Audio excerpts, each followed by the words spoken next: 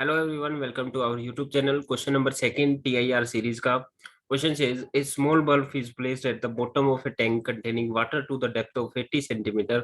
Find out the area of the surface of the water through which light from the bulb can emerge. Refractive index of the water is taken to be 4/3। ये question में given है, ठीक है।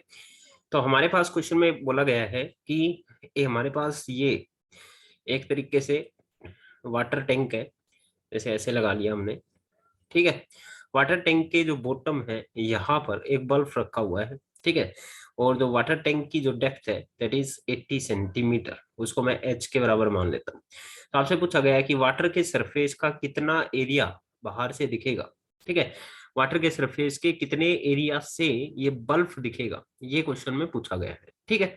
चलिए तो इस question को हम करते हैं शुरू। तो लेट्स डू दिस।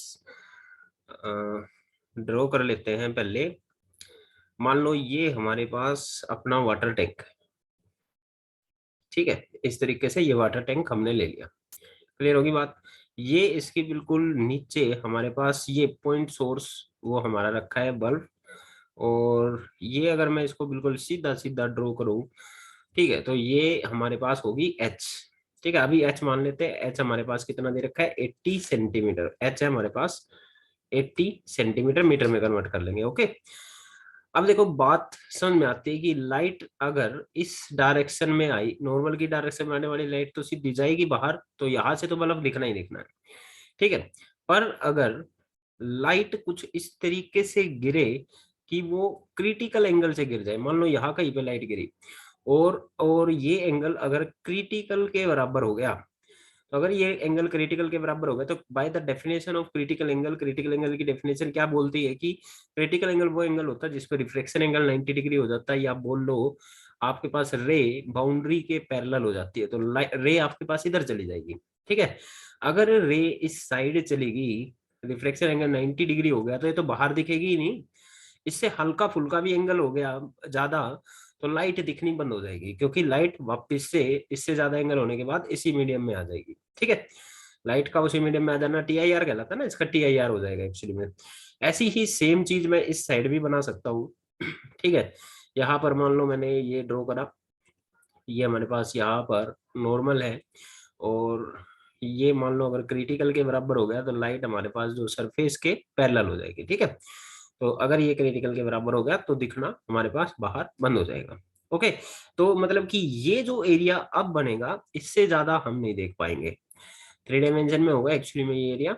इस एरिया से ज्यादा ना तो लेफ्ट में देख पाएंगे ना ही राइट में देख पाएंगे। क्लियर होगी इतनी बात, ठीक है। अच्छा, अगर ये एंगल सी है तो अल्टरनेट इंटीरियर एंगल से ये एंगल भी सी होगा, या कह लो ये एंगल भी सी होगा, ठीक है। मान लेते हैं ये जो ये एक्चुअली में ये एरिया निकालना ना हमको, ये एरिया निकालना है।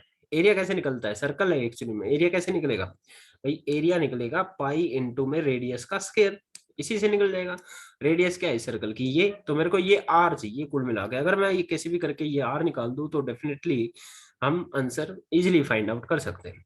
आर निकालने के लिए मैं इस ट्रायंगल को यूज करता हूँ। देखो ये 90 डिग्री, ये सी, तो ये तो बन गया बेस, ये बन गया हाइपोटेन्यूज, ये बन गया परपेंडिकुलर। तो अगर मैं इस ट्रायंगल में टेंजेंट सी लिखता हूँ, ठीक है। टेंजेंट सी क्या होता है, परपेंडिकुलर अपॉन बेस। परपेंडिकुलर हमारे पास आर, बेस हमारे पास एच। तो यहाँ से रेडियस बराबर आ जाएगी एच इंटू में 10 सी की। अगर मेरे को सी की वैल्यू और पता चल जाए तो आर तो एच तो हमको पता ही है, सी 10 सी और पता चल जाए तो हमारे पास आर आ जाएगा, ठीक है। अगर मैं यहाँ पर स्नेल्स लॉ अप्लाई करूं, अप्लाइंग स्नेल्स लॉ, भाई स्नेल्स लॉ आप अप्लाई करेंगे तो स्नेल्स लॉ बोलता है, स्नेल्स लॉ अप्लाई करने की जरूरत नहीं है।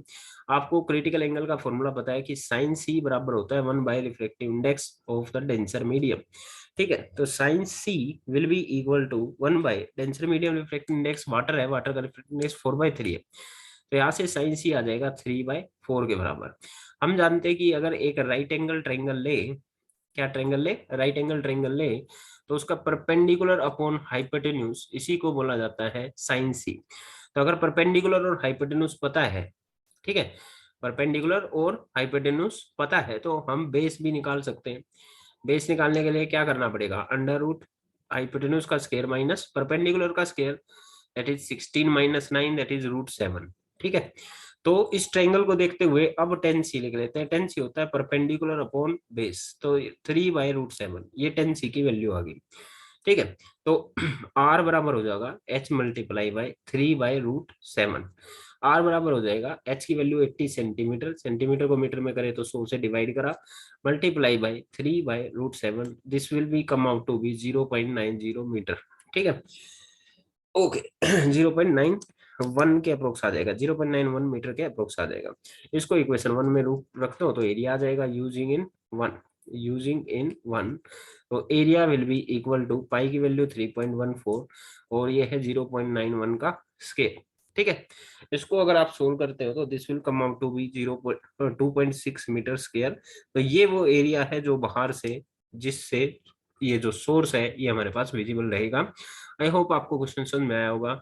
और क्वेश्चंस के लिए stay tune with my channel. Thank you.